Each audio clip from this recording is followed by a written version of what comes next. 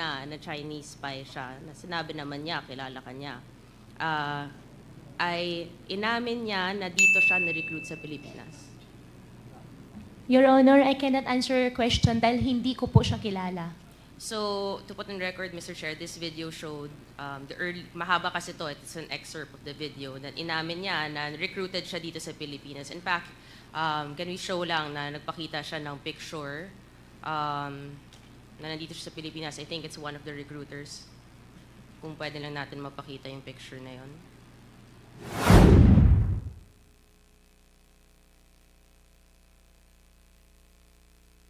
So, ito. Wala kang kilala dito. Sa tatlo po, ni isa po wala po akong kakilala, Your Honor. So, ito, nandito si Shezi Zhang when he was saying, Mr. Chair, na dito siya na-recruit sa Pilipinas as a spy. Baka iisa lang pala ang nagre-recruit sa kanila, hindi natin alam, no? And again, babalik natin doon sa picture na pinakita sa video. Yung next slide, please. And again, you confirm this is not you, Miss Alice Go. Your Honor, hindi po ako yan. This is not you. Okay.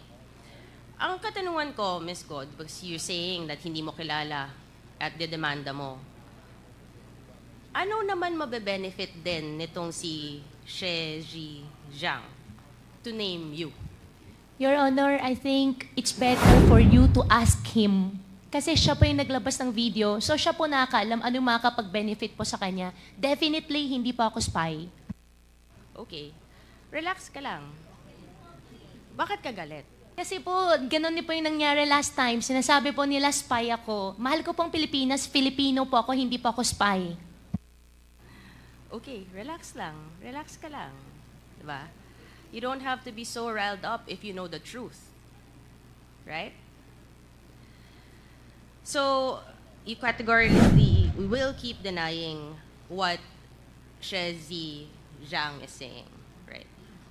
He mentions na pinanganak ka sa Fujian, China, and na nanay mo si Lin Wenyi.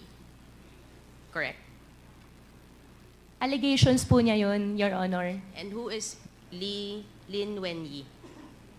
Your Honor, Lin Wenyi is the partner of my father. And about my citizenship naman po, I think there is already I'm not asking court anything about your na po. citizenship. I'm just asking who Lin Wenyi is. Pinapangunahan mo ako sa mga questions ko. Hindi pa naman ito naman tinatanong. Masyado kang defensive.